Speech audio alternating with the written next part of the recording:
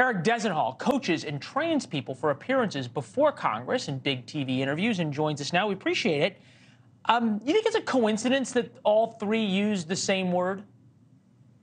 No, I don't. I mean, one of the things I've seen in these situations is you have a tension between attorneys and communications people. It is very clear to me, without having been in any of those rooms, that attorneys were at the helm of this conversation. And sometimes a good legal strategy is an awful communication strategy. I mean, we remember when Bill Clinton said, it depends how you define the word is.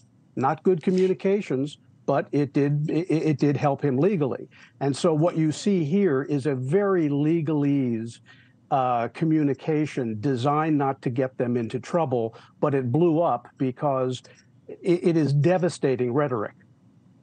Yeah, you say it very legalese, and I get that if they had been charged with a crime or there was some kind of legal jeopardy they faced. This wasn't a grand jury. They're not charged with a crime. They're presidents of universities. Exactly. I'm wondering if it wasn't more to, rather than legalese, if it was DEIs, right? If they were so wedded to this idea of looking at the world through the oppressors and the oppressed, rather than right and wrong, they just couldn't give up the ghost and were asking their communications people, how do I not get in trouble with the DEI overlords? Well, I think that is an animating factor, but I also think that what is underlying a lot of this is the simple fact that there is not one person in your audience that doesn't know exactly what would happen if there were another minority cohort on campus who had been treated in this way. We know there would be no discussion of context. There would be no discussion of how anything was worded. You would see a head-rolling jubilee very, very quickly. But that is not what happens when you're dealing with Jewish people. It is evaluated on a completely different curve, and attacks on Jewish people are deemed to be acceptable because Jewish people are perceived to be an elite, not a minority. Therefore, they're supposed to just suck it up and take it, which is not what is expected of other minority groups. Yeah, we were watching video of the Jewish kid who was surrounded and shoved around on the Harvard campus. So far, we've not heard of any punishment for them. Look, we don't have to imagine if it was about any other minority group. We know during Black Lives Matter, you couldn't say all lives matter, right? You know, now you can condemn all hate, you don't have to condemn anti-Semitism.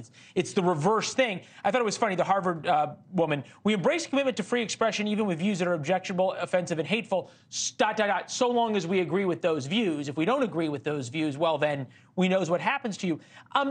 You're an expert in the words, right? I'm sorry, words matter. When words amplify distress and pain, I don't know how you could feel anything but regret. Again, no one talks like that without coaching, and I'm wondering, when they were being coached, who is the audience that they were being coached for? Well, I think what you have to remember is in organizations like this, people are often talking to each other. This is why you have some of the marketing decisions being made in corporations. When the corporations are not looking at who's buying their product, they are looking at who is sitting in the room with them.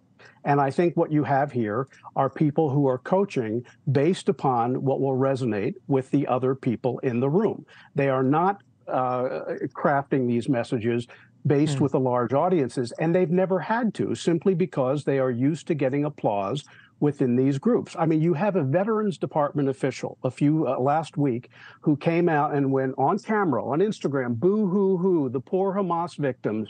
Can you imagine? And I called the VA to see what's happened with what's happening there, and they said they are looking into it. Can you imagine what would happen if an official of the United States government went boo-hoo-hoo, poor George Floyd, whether or not anybody would be looking into it? We all know the answer to that. Yeah, we do. We definitely do, because it happened to people, right? And it wasn't even people who said boo-hoo-hoo. It was people who said, I'm not sure that, vilifying all police is a good idea. And we know what happened to them as well. Thanks for watching. Go to joinnn.com to find NewsNation on your television provider. And don't forget to click the red subscribe button below to get more of NewsNation's fact-driven, unbiased coverage.